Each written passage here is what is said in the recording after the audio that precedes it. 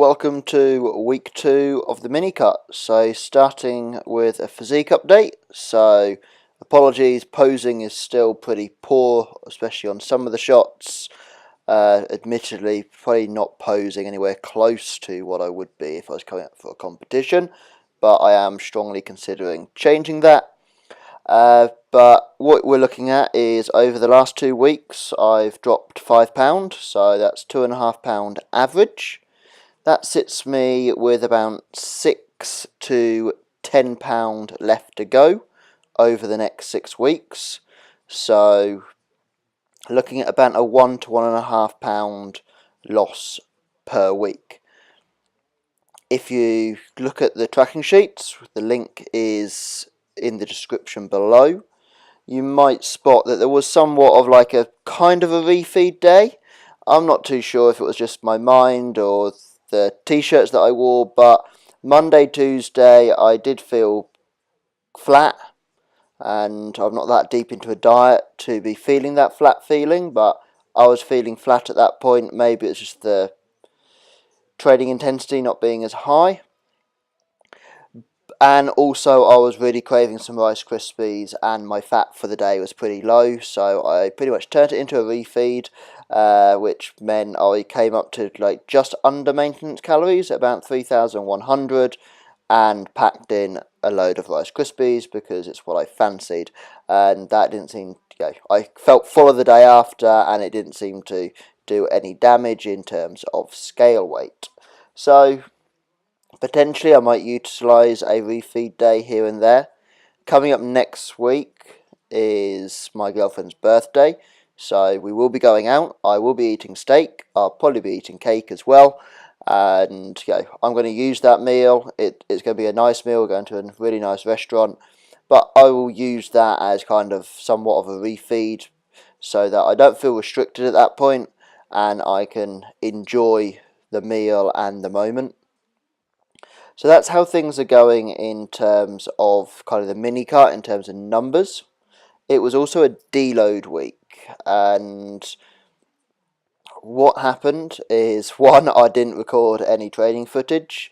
It's one of those things within a deload week. I do like to kind of just kind of have that mental break. Normally on a deload week I don't record a lot, and also I don't normally have any music on. I just cope with whatever's happening in the gym. Just because I just don't need that mental focus or for what I'm doing within a deload. And I'm a big fan of a deload, and the longer I've trained, the more I realise how important it is. I remember many years back running Jim Vendler's 5-3-1 plan, and he had a deload week every 4th week. Well, that was silly when you're just a new person and you know that you've just got to kind of run yourself into the ground. You haven't got to run yourself into the ground, but you think that stepping back is pointless, and the longer you train, the more you realise that stepping back is just as important as stepping forwards. So deload weeks, I take just as serious as a training week, but I do try and deload kind of everything. So there wasn't much recording. There was this upper body warm-up that I recorded, and there was a lower body warm-up which I accidentally deleted because my phone is packed full of photos and I'm waiting an upgrade. I just need more storage.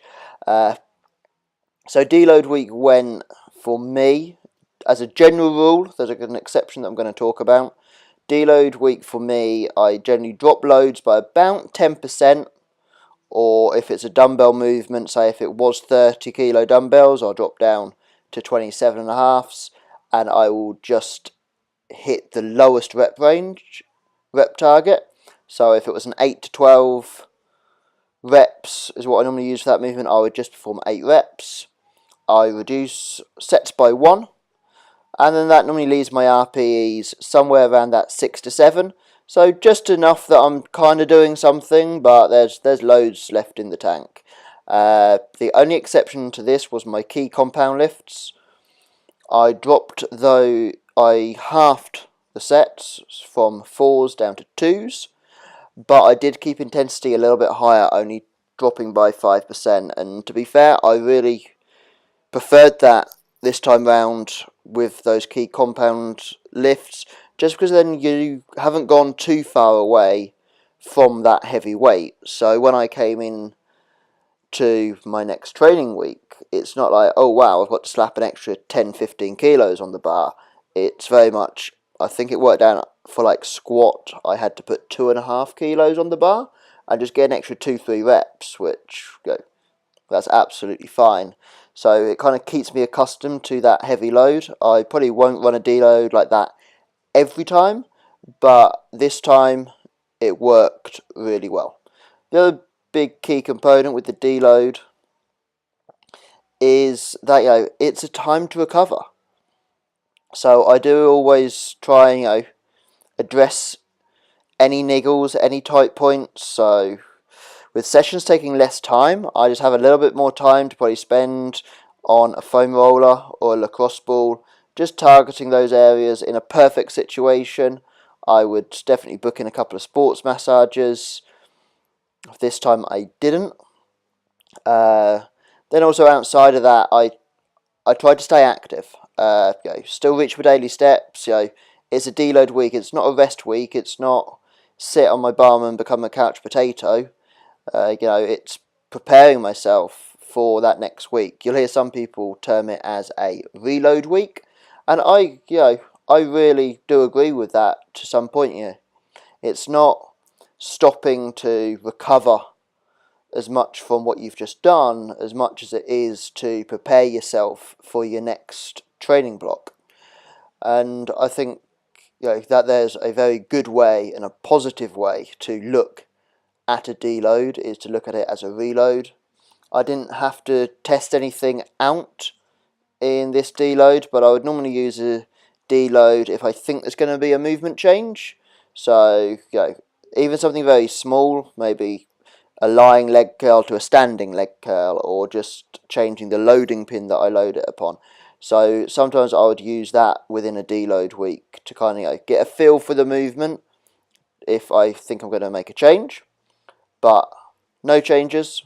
The last block was crazy successful, and therefore don't fix what's not broken. So I'm running with it, and when I say don't fix what's not broken, not only was it very successful in terms of numbers, I really enjoyed that last training block. It felt good everywhere. Fatigue felt appropriate. Progress was appropriate. There wasn't really anything that I disliked. Even with the training sessions being a good hour and 40 minutes to 2 hours, I'm really enjoying them. I'm enjoying my movement selection, and I'm enjoying that progress. So no changes going in, just increases in terms of load. And if you check out my training sheets, you'll see that on my key compounds you can see what the increases are. It's generally about a 2.5 kilo increase across the board, and you'll now see there's a history tab, so you'll see how my last strength block ran compared to my current one. There's nothing too major, and I don't need to push hard because I will still get a training effect even if it doesn't look like I've moved up. I think my bench press will actually end on the same number as what it did this last block, but that's fine because when I come to AMRAP it, if I get another rep or two, I know it's been a successful training block. Same as if I perform the same number of reps but the RPE is lower, then I'm winning. So there we go, that just about wraps up week 2 of the cut. Everything is going well, and if you've got any questions, feel free, drop them in the comments and I will either reply or include them next time.